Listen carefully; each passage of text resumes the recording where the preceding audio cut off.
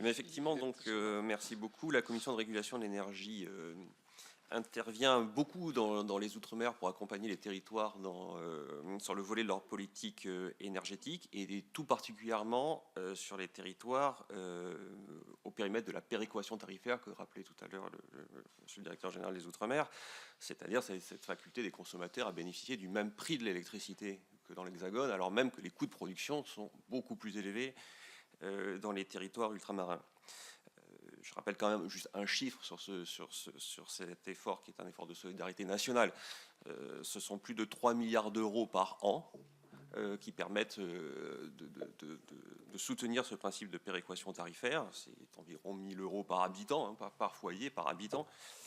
Et bien entendu, cette péréquation tarifaire contribue fortement à l'atténuation de la question de la vie chère pour les ménages, soutient aussi la compétitivité des entreprises, même si on n'a pas dans les territoires ultramarins, pour la plupart d'entre eux, d'entreprises aussi intensives en énergie, dans lesquelles la facture énergétique est vraiment totalement l'alpha et l'oméga de la vie économique de l'entreprise, comme ça peut être le cas de certaines industries hexagonales.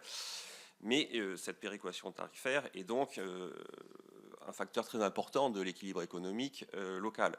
Et elle est évidemment coûteuse en solidarité nationale, et pour qu'elle soit soutenable, il faut essayer d'en maîtriser le plus possible la volumétrie, et pour ça, il y a une action sur les coûts de production locaux. Donc là, j'y reviendrai après, c'est beaucoup le rôle des pouvoirs publics et du régulateur. Il y a un effort sur l'efficacité énergétique. Moins on consomme, moins ça va coûter, moins on va utiliser de combustible pour produire de l'électricité. Et donc ça va réduire cet effort de péréquation tarifaire. Et puis l'autre levier, c'est la transition énergétique. On est sur les territoires ultramarins, pour la très grande majorité d'entre eux. L'exception notable, c'est la Guyane qui bénéficie d'un gros volant d'énergie hydroélectrique grâce au barrage de Petit-Saut, mais sinon l'électricité est essentiellement encore produite par des moyens thermiques. C'est historiquement du charbon et du fioul. C'est de plus en plus des biocombustibles, de la biomasse solide et des bioliquides. Alors ça permet de décarboner. Ça permet de décarboner partiellement parce que ça reste des combustibles qu'on importe sur les territoires, donc il faut transporter. Transporter, c'est aussi émettre du CO2, et puis ce sont des combustibles très coûteux, encore plus chers que le charbon ou le fioul qu'on utilisait précédemment. Donc c'est une transition, mais c'est imparfait, alors que ces territoires bénéficient de possibilités très importantes d'énergie renouvelable locale. Ce sont des territoires évidemment très ensoleillés, donc à l'évidence le photovoltaïque il doit y jouer un rôle prépondérant. Il faut réussir à mobiliser les gisements disponibles. Il y a évidemment des contraintes foncières qui sont très importantes, mais c'est un vecteur très important. Il peut y avoir de l'éolien, et puis il y a dans certains territoires de la géothermie. Et évidemment, chaque territoire a des gisements qui vont être différents. Donc à chaque territoire, une réponse différente. Mais ces énergies-là, et notamment la géothermie, qui est une énergie en plus pilotable, se substituent très bien aux moyens de production conventionnels que l'on a aujourd'hui.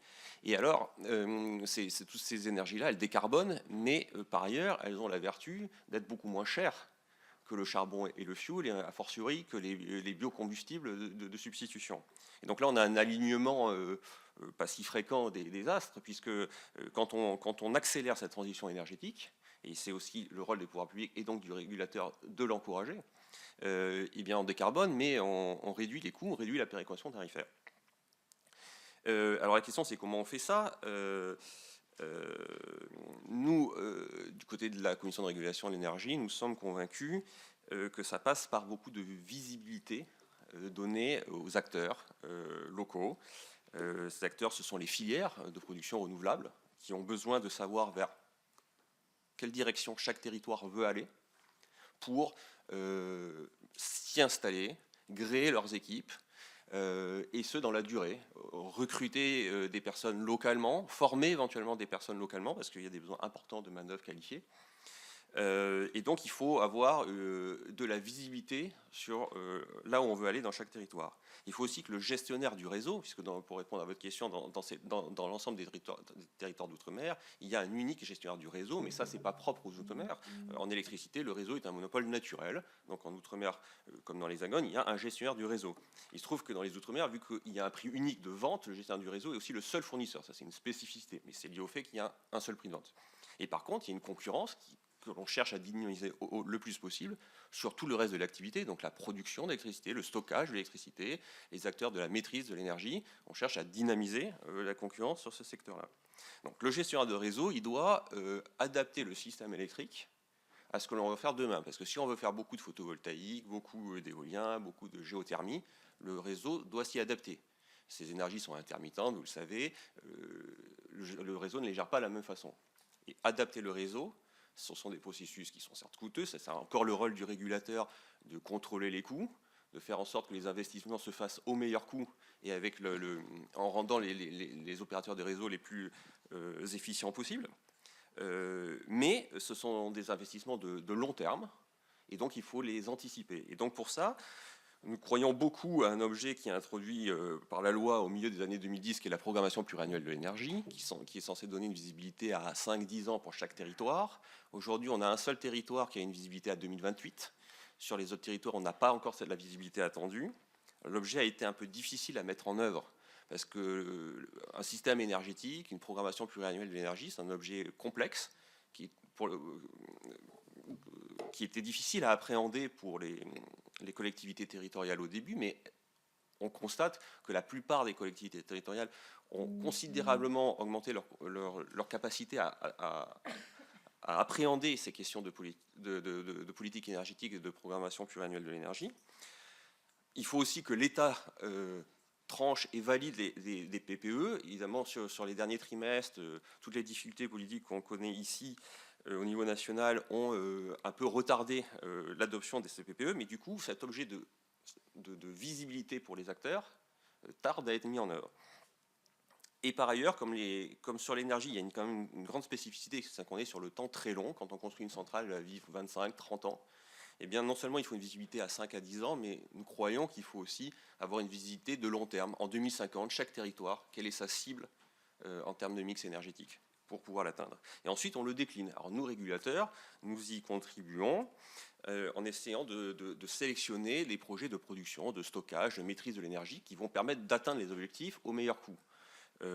Donc ça passe par des régulations, je dirais, exigeantes, puisque derrière, il y a des coûts très importants qui sont en jeu, mais qui encouragent les porteurs de projets à venir. Donc il faut des régulations qui sont stables dans le temps, et nous cherchons le plus possible à faire des appels à manifestation d'intérêt, des appels à projets, des appels d'offres, pour faire venir le plus grand nombre d'acteurs possible et les sélectionner sur la base de leur compétitivité. Mais évidemment, pour faire ça, il faut qu'on ait le temps de mettre en œuvre ces procédures-là. Il ne faut pas se retrouver, parce qu'on a manqué de prévisibilité, notamment parce qu'on n'avait pas la programmation pluriannuelle de l'énergie, etc., à N-1, un an avant, un moment critique pour le système électrique, on a besoin de construire une centrale. Alors là, il faut parer au plus pressé, et on n'a plus le temps de mener une procédure concurrentielle en bonne et due forme qui va permettre à des acteurs de venir. Donc nous, de côté de la Creux, nous le faisons sur la production, nous faisons des appels d'offres sur le stockage, puisque pour accompagner le photovoltaïque, il faut faire du stockage, et donc dans ces territoires, c'est le moyen de faire venir de nouveaux acteurs, de créer de nouvelles compétences, de créer également de l'emploi pour installer des batteries, des stations qu'on appelle le transfert d'énergie par pompage, c'est-à-dire du turbinage entre deux retenues d'eau qui servent de stockage, et on met en place des cadres de compensation pour la maîtrise de la demande, pour permettre à des foyers, mais aussi des entreprises, de mettre en œuvre des actions d'efficacité énergétique aidées par les charges de service public de l'énergie, mais aussi de dynamiser un réseau local d'acteurs, d'artisans, etc., qui vont mettre en place ces actions-là. Et donc, avec tout ça, on cherche à atteindre un modèle où les énergies renouvelables sont évidemment de plus en plus importantes dans le mix électrique. Internationalement, on sait que seuls de tout petits systèmes aujourd'hui arrivent à aller sur du quasiment 100% renouvelable, donc il restera une base thermique, etc.